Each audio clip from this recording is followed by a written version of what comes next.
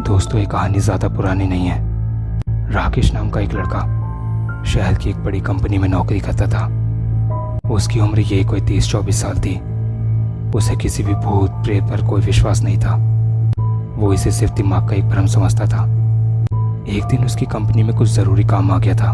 राकेश, क्या हुआ सर? बोलिए। दरअसल आज ऑफिस में काम का प्रेशर बढ़ गया है, इसलिए तुम्हें आज 3-4 घंटे के लिए ओवर टाइम करना पड़ेगा। सर, अगर ऐसी बात थी तो आपको मुझको पहले बताना चाहिए था। मैं तुम्हारी बात समझ रहा हूँ, लेकिन सिर्फ आज काम का प्रेशर ज़्यादा है, इसलिए प्लीज़ ओवर टाइम कर लो। ठीक है सर, लेकिन सिर्फ आज के लिए कर रहा हूँ। राकेश अपनी कुर्सी पर वापस बैठकर फिर से काम करने लगा।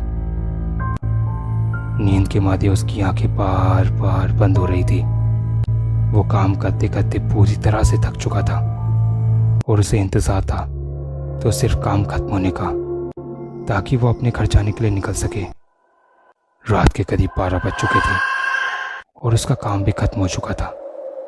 उसे छोड़कर ऑफिस के सारे कर्मचारी अपने घर जा चुके थे। वो घर जाने के लिए ऑफिस से निकल पड़ा। ऑफिस से बाहर आने के बाद उसे जिस रास्ते से अपने घर जाना था, वहाँ दूर दूर तक इंसान तो क्या, गली का कोई कुत्ता भी नजर नहीं आ रहा था। लेकिन उस रास्ते से घर जाने के अलावा उसके पास और कोई रास्ता भी नहीं था। थोड़ा आगे जाने के बाद वो एक बस स्टैंड पर पहुंचा, जहाँ से घर जाने के लिए उसे बस मिलती थी। वो वहाँ जाकर बस के आने का इंतज़ार करने लगा।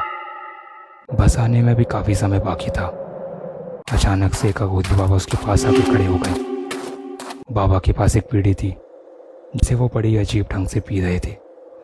उस लड़के की एक आदत थी कि वो जिस मर्जी से बात करने लग जाता था और उन बाबा से भी बात करने लगा।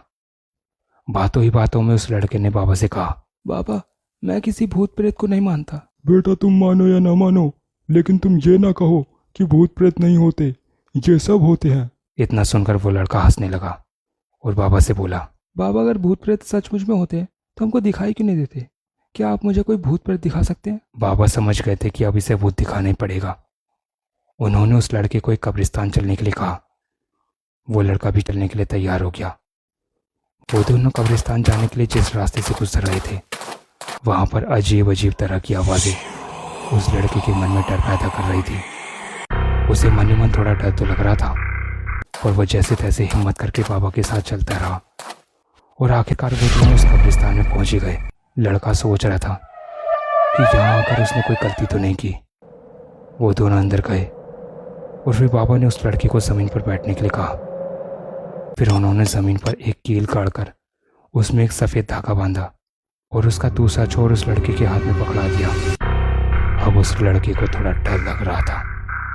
उसकी दिल की धड़कनें तेज हो गई थी। उसके माथे से पसीना टपक रहा था। घबराहट की वजह से उसके हाथ पैर भी कांपने लगे। अब बाबा ने उस कील के पास कुछ मिठाई रखकर उस लड़के को सावधान होने के लिए कहा।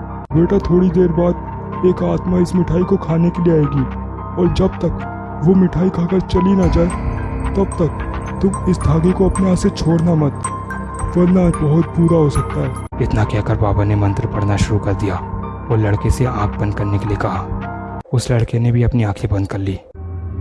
थोड़ी देर बाद बाबा ने उसे आंख खोलने के लिए कहा। तब उसने जो देखा, उसे देखने के बाद उसे अपनी आंखों पर विश्वास नहीं हो रहा था। उसने देखा कि एक आत्मा सचमुच उस मिठाई को खाने के लिए आई थी।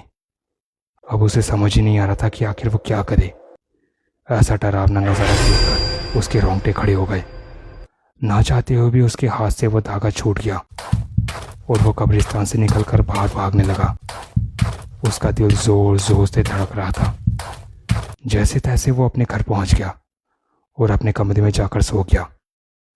लेकिन अगली सुबह जब उसकी आंख खुली तो उसने अपने आप को उसी कब्रिस्तान में पाया